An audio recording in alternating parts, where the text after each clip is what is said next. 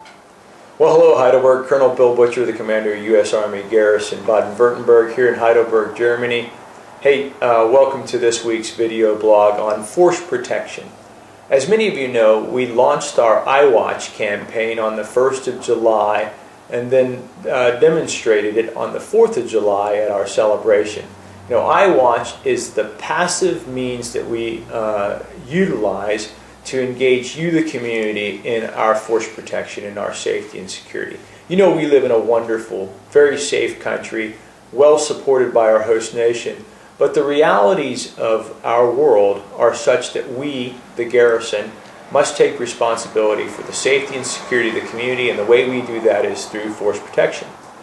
And in fact, this Friday, we're going to be exercising our capabilities with force protection at Patrick Henry Village in an active shooter scenario exercise.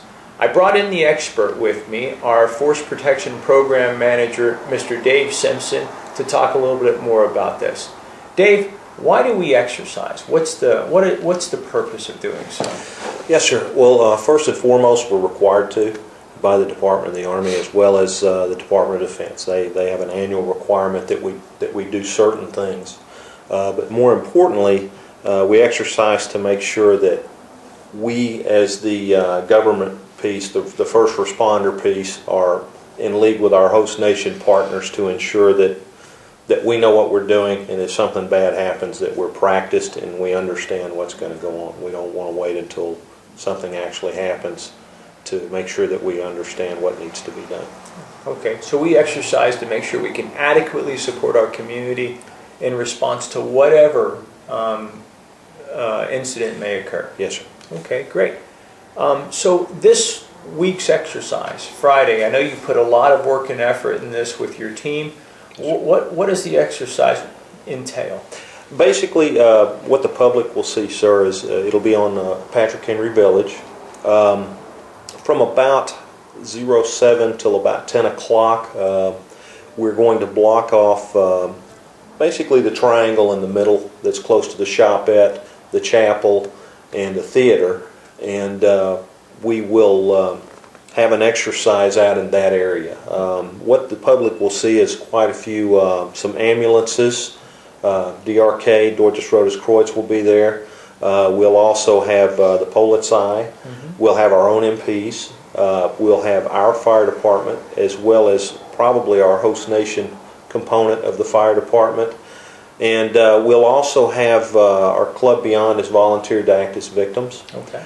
So they'll be moulage, which is to say they'll have fake blood and those sorts of things, and they'll be playing the role of victims out there. Something important to make sure that those who respond to victims of whatever tragedy are capable of triaging quickly and treating quickly. That's correct, sir.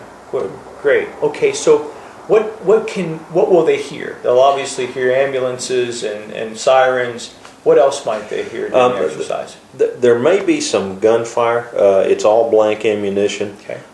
It's going to be indoors actually, but they may hear that. It shouldn't be something that would raise any sort of alarm if anybody even actually hears it.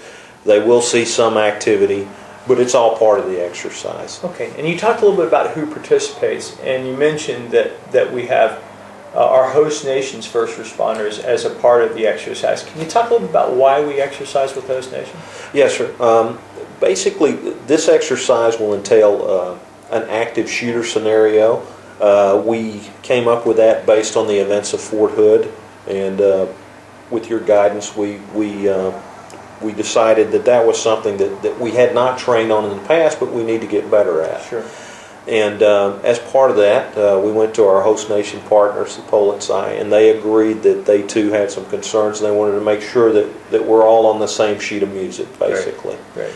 And so they're going to participate with us, and we're going to work out any issues that we have just to make sure that if something does happen, God forbid, that we're all practiced and understand what needs to be done. I think what our community really should know is that we're limited in our resources, aren't we? I mean, we are. We're limited in our MPs, certainly. We don't have our own fire and emergency services, although we have a fire department. It is That's host correct. nation, and we rely quite a bit on a good relationship, an interdependent relationship, if you will, with our host nation partners. That's correct, sir. We have under the Status of Forces Agreement, as well as some agreements that we have between the responders, we keep that relationship going, and it's very important that they understand our needs, because the days of having enough MPs or enough fire department to adequately cover all of the U.S.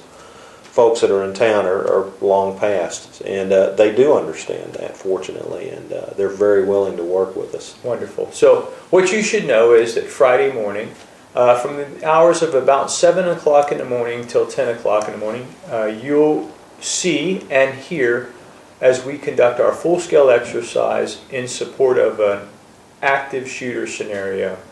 There'll be signs out that will also ensure that that more information comes out through AFN and some of our other partners, our websites, and we ask you as well to share this information with your neighbors. Remember, we're doing this to support you and our safety and security within our community. We're the Army's home. Look forward to seeing you again next week as we talk about another subject important to you, our soldiers, civilians, and family members. Thanks.